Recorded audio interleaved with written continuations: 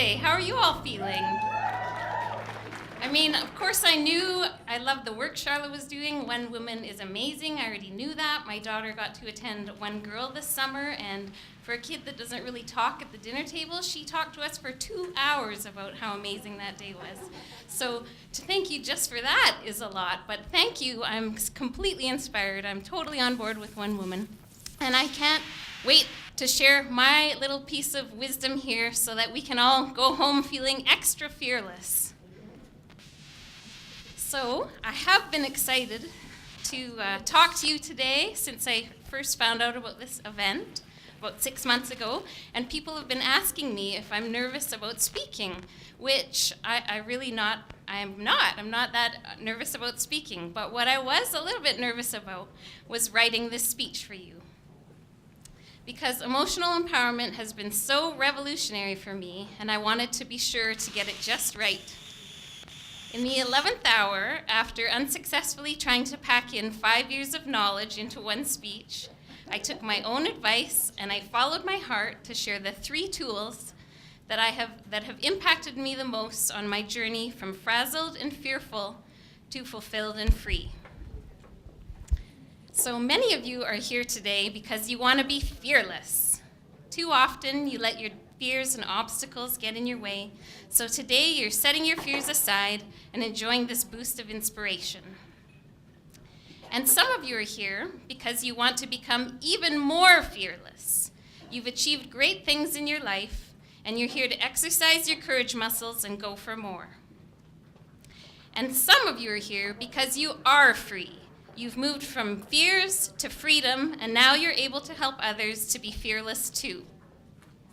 Regardless of where you're at, I'm excited to tell you how to leverage all your emotions for inner power and outer action toward your dreams. And if you want to hear even more, I'd love for you to visit me at my table at the back, and I'd be glad to share anything I can. So I'm so passionate about emotional empowerment because it has changed my life. Today, we're going to go back to the basics, like an Emotions 101 class. Tending to your emotional wellness is my simple, doable, and successful strategy to help you deal with the obstacles on your path to fearlessness and beyond. By following your heart through your feelings, following your heart through to your actions, and following your heart to your freedom, you'll understand this largely overlooked way to attain the fulfillment that's your birthright for the benefit of yourself, your loved ones, and the world. Before I get to my 3 favorite tips, I first want to chat about emotions. I stumbled across emotional empowerment by fluke when I was feeling overwhelmed, underwhelmed, and burnt out. And I'm guessing you're like me in that you were never really formally taught about feelings and emotions by your parents, role models in school or at work. We all just had to learn from the school of hard knocks. I didn't even know there was a difference between feelings and emotions. Feelings are the healthy, natural, instinctual reactions that we have to external stimuli. All of our feelings are neutral, and they exist in the present moment. They are neither good nor bad, and that's a big one. They simply are. They appear and they disappear. Take the feeling of anger, for example. You might feel anger in your body through raised body temperature or focused attention. Emotions, on the other hand, are feelings with your beliefs attached. They are the reactions we have to our feelings based on everything that we've learned and been through in our lives. So again, with the example of anger. The emotion of anger includes all of the thoughts and beliefs that you've acquired about what it means to be angry, such as that it's bad to be angry, or that anger causes problems. So I like to think of feelings like the weather. Just as the weather is natural, unpredictable, and constantly changing, so too are your feelings. The only thing you can control is your reaction to the weather, just as you can control your emotions. You can learn to enjoy the wonder of both stormy and sunny days, just as you can learn to enjoy the messages and gifts of all of your feelings and emotions. And to back this up, I have walked the walk in all weather conditions to be here today to talk this talk. Literally, I challenged myself to spend 30 minutes a day outside for a year in pursuit of personal empowerment. Professionally, I've coached women around the world, interviewed over 50 experts in the field, written articles and blogs, and supported thousands of victims and vulnerable persons through to victors and volunteers in my prior career. And personally, I've reprioritized myself and my self-worth, achieved many of my dreams, and I keep striving for more. So whatever your weather, whatever walk you're walking, these are my 3 favorite tips that are sure to help. The first tip for a thriving emotional life is to follow your heart through your feelings. If you can only remember one of my ideas, this one is the foundational one that leads to massive momentum. Most of us want to skip this part and get on with the good stuff of making plans and taking action. We flee, freeze, faint, fidget, or fight our emotions instead of just feeling them. So they get stuck in us. We drag them around like an emotional backpack with our unprocessed emotions bursting out of the pouches and pockets. The only way to keep from dragging around this emotional baggage for the rest of our lives is to face our emotions. We can't just skip over the negative ones, trying only to focus on the so-called positive. The only way around your emotions is through. It's like the story about the wise woman and the young girl who decided to climb a mountain. The girl takes off with vigor, pushing herself hard for 5 hours before collapsing on a rock halfway up, exhausted. Pretty soon, along saunters the woman. She hasn't even broken a sweat. Shocked, the girl asks, "How's it possible, me being so young and fit, that you'll beat me to the top?" The woman pauses, then explains, "You came here to conquer the mountain, but it is more powerful than you are, so it will conquer you. I came here to merge with the mountain," she concludes, "and like lovers in a dance, it lifts me to the top. Here's how you can merge with your emotions and be lifted to the top too." I made an acronym just for you so that you'll be able to remember how to feel your feelings, and that big fancy acronym is FEEL, F-E-E-L. So F stands for feel your emotions, and we don't always know how to do this, so you could talk to a trusted friend or journal to get the stories and emotions right out of you. You can move your body to help release emotions and tensions. You could express yourself creatively through music, art, or craft to process emotions in a powerful subconscious way. And you can cry or laugh, as there's healing power in allowing your emotions to flow. E stands for explore the message. Did you know that our emotions carry secret messages? I know I didn't. To decode first the general messages of your emotions from a non-judgmental place of curiosity, ask yourself about the emotion with questions like, what are you trying to tell me? Where did you come from? How long have you been with me? And what have I learned about what it means to feel you? It's like asking your kids at the dinner table about how their day was. If you really want to hear more than "it's fine," then you're going to have to get crafty in extracting what's really going on. You can also decode the specific messages of your emotions. All of our feelings are uniquely designed to show us the way through, whether or not we choose to listen. So, for example, our sadness shows us how to grieve lost potential. Fear shows us what we want and what action to take. Anger tells us boundaries have been crossed. Courage signals the arrival of our true self, and joy celebrates the awe and delight of life. So E stands for embrace the messages. Now that you've heard what your emotions are trying to share with you, it's time to take action on what you've heard. So if your shame or anger has shown you that your boundaries are being crossed, what's that one next step you can take to reinforce your boundaries? Or if your desires come to light, what's the next step that you can take to make that happen? By acting on what you've learned, not only do you move through the emotion, but you lessen the chances of the problems arising again. And L stands for let it be. The truth is, we're not actually trying to get rid of any of our feelings, even fear. You don't have to block them, change them, avoid them, or let them go. It's just that you don't want them to be driving the bus. Instead, you want them in the back seat, along for the adventure, speaking up if needed, but otherwise quietly enjoying the ride. So this is the exact process I used when I hit my low several years back. My outward appearances looked fine, but inside I was feeling terrible. I was overwhelmed, underwhelmed, burned out mom of 2 children, having unexpectedly lost my dad, taken care of his estate, become guardian of my uncle, trying to support extended family members, stressed about money, and supporting hundreds of people in my work, and definitely putting my own health and wellness last. I remember wondering, how could I have created such a beautiful little life with my husband and children and done all of the right things, only to find myself crying at night in bed? I felt so guilty about wanting more. I wondered, how did this happen? Is this really it?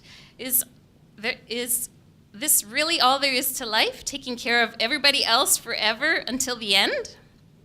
So this is when, by fluke, I discovered a book about emotional empowerment, which led me to following my heart to sign up for the author's coaching school. This was a huge decision for me because I was embarrassed to admit my interest in personal growth. I didn't know anyone who had done anything like that before, and I also felt guilty about spending so much money on myself and on my whim. But I did it, and I worked through all of my emotional blocks, as I've just described to you, and it was the first time in years that I had made such a big leap of faith and followed my heart to do what I wanted instead of to do what I should do. And that has made all of the difference in the world. So that was my first tip for you for a thriving emotional life. Follow your heart through your feelings by feeling them, exploring and embracing their messages, and letting them be. My second tip for emotional empowerment is to follow your heart to your actions. So once you've felt your inner emotions, you're ready to take that external action. Courage, or fearlessness, is the bridge between the lower fear-based emotions and the higher love-based ones. So once you reach courage, it's time to take action in the real world. But what action will you take? Some of you know exactly what your wants and desires are, while others have no idea. If you don't know what you want or where to start, this next step will help give you clarity, courage, and confidence to move into action. This one's an acronym too, to help you remember. So this time I want you to be lit up by your fearless pursuits, with the focus on the LIT. L is for listening. Listening to the messages from your heart to find out what you really want. This is the brainstorming step, where you notice what sparks your interests and what you feel drawn toward. Value and nourish all of those hopes that arise, no matter how random or impossible they may seem, as they each offer you tiny suggestions about your future. So maybe you've always wondered about learning to paint or writing a book, or maybe your jobs or relationships are a little lackluster these days and you're looking for a change. What's that one thing that your heart has been quietly telling you to do for years? I is for imagining your desired results to align your present actions with your future dreams. So this is the refining stage, where you're starting to narrow down your focus a little bit. And you can do this by imagining your wise future self about 10 years out from now. So imagine that everything is taken care of for you and that everyone is entirely supportive. How do you picture living yourself in a way that makes you feel the most free? So you can go home and give that one a try. But then I would love for you to consider, how can you enjoy your desire for tomorrow in your everyday life today? And also, what actions could you take today that will lead you to that dream of tomorrow? T is for trusting yourself to make the right choice for you. This is the deciding step where you name your dream, however big or small. You trust in your heart's wisdom that it has guided you through your many ideas to this decision. And remember that there are no wrong choices, just many paths, and you can always change your path. So pick the idea that feels 100% truthful, joyful, or freeing to you, the one that you love the most, because that's your dream. So I am getting pretty good at this point at knowing what lights me up. It's been almost 3 years since I took major action on my new career, and at the time, I was facing a promotional opportunity at work, and meanwhile, my dreams of starting my own business were surfacing. I had those familiar doubts again of who does this? For months, I stressed about whether I should go for the promotion to complete the final chapter of that career or start a new career. So this time, I did not follow my heart, and I interviewed for the job. And to my embarrassment, I didn't get it. But in the end, this ended up being the universe's kick in my pants to remind me to follow my heart. So I took 2 months to figure out my plan, and I quit.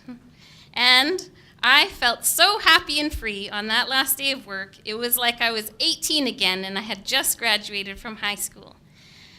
I felt like I had my whole life ahead of me, and I even uncharacteristically was having my husband take pictures of me in the backyard like some kind of fancy photo shoot, because that's how I felt inside.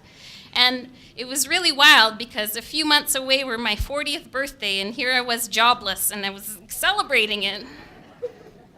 But I have not regretted it since. That one major decision allowed for so many of my dreams to come true. Suddenly, I was there for my kids more. I did things around the house. I finished my certification and started my business, and none of it would have been possible if I hadn't noticed what lit me up, and then took one small step after another to realize my dream. So that was my second tip toward emotional empowerment, is to follow your heart through your actions by listening, imagining, and trusting in your heart's truest desires. So my third and my final tip to share is to follow your heart to freedom. So it's great to feel our feelings and then to take the courageous action, but this tip's going to show you how it all fits together. This is your map, which shows you the very specific order to feel your feelings and take action. I learned about Dr. David Hawkins' map of consciousness through my training, and it remains the backbone of my coaching. He discovered through applied kinesiology that emotions can be ranked in a very specific order on a spectrum. The lowest, most disempowered emotions of shame and grief are at the one end, and then the most high vibe empowered emotions, such as peace and enlightenment, are at the other, with all of our other emotions lining up in between. So when we consider these emotional levels for ourselves, we may find that we are consistently at a particular level of empowerment in all of our areas of life, just in general in our health, wealth, relationships, or we might find in those different areas that we rank at different emotional levels.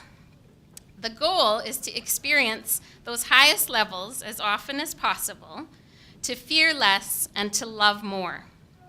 So sure, there are times when we face inevitable challenges, but understanding this map allows us to navigate those lower levels with awareness and compassion. And the instructions to use this map are really simple. You just check yourself out, see how you're feeling, and you start with that lowest emotion that you are feeling. And then you feel the feeling like I've told you and take the necessary actions. And then you just repeat for the very next level up. And so you keep going up and up and up. Repeat for as many dreams as you have. So if you want to picture this map as a mountain adventure metaphor, at the lowest levels of empowerment, we are not going on that hike. We are staying in the security of our home, feeling too ashamed, dark, or unworthy to even walk out the door. Perhaps we're reluctantly packing our gear, feeling inadequate and guilty about the prospect of going. Further along, we might find ourselves not sure where to start or what direction to take, in unfamiliar territory, and too stuck, helpless, sad, or lost to navigate. Yet we persevere and we start on up that trail. Through the forest of darkness, anxiety, fear, anger, and judgment, the occasional clearings and vistas help us see what we desire more of in our lives and propel us forward. So courage is that halfway lookout point, the start of our empowered emotions, and the first view of the full possibility for our lives. Onward we climb, more assured with every step, as we become more objective, willing, trusting, and detached from the outcome of our journey. At last, a beautiful view of the horizon unfolds, and we feel immense love for ourselves and our life. But there's more. The trail continues a little further to the very top of the mountain with a panoramic view of our entire surroundings, and we experience joy. We look up into the clouds and see a hawk in flight, and we know that it's there that the brilliant light of there in the brilliant light of empowerment where peace and enlightenment reside. And now it's time to head back down that mountain to rest and reflect on the journey and to decide which mountain we'll climb next. Where are you along this path of empowerment? How could you just move one level higher to broaden your horizons? What would courage have you do? Since I learned about this map, I've climbed many mountains of my own. Most recently, I followed my heart to find a rental house on Lake Superior for this past winter and fall. I've always wanted to live on the lake, and this was a great way to try it out. So together with my husband, we've climbed the mountains of moving to the lake, getting rid of half of our junk, putting the other half in storage, selling our house, buying a truck and trailer, and planning for our upcoming 6-month adventure across Canada from coast to coast to coast. But it's not just about the big dream. I'm continually amazed at how many little dreams can fall into place just by starting up that mountain. And isn't it those brief moments of wonder and awe that make life so magical? Like watching pink salmon jump upstream, laughing like a kid in 4-foot waves, spotting a baby bear walking out my office window, being late for school to watch an owl on the post, watching an otter slide back and forth on its belly for kicks, and skating under the full moon on our rink on the lake to ring in the new year. Of course, your goals and desires will be different than mine. I mean, even I'm questioning 6 months in a 154 square foot trailer with my family of 4. I'll let you know how that goes next year. But those things that pull on your heart and bring you joy will be just as incredible to you as mine are to me. And that's the point of all of this. You are meant to live your life as the truest, most authentic version of yourself, experiencing life in alignment with who you are. Your purpose is to spend your days pursuing and enjoying what matters most to you with the people you love. And now you're equipped to feel your feelings, be lit up by your dreams, and follow the map to your own freedom, fun, and fulfillment. And better yet, as you do this, you'll inspire others to do the same. Because after all, you're one woman, and one woman can change the world. Thank you.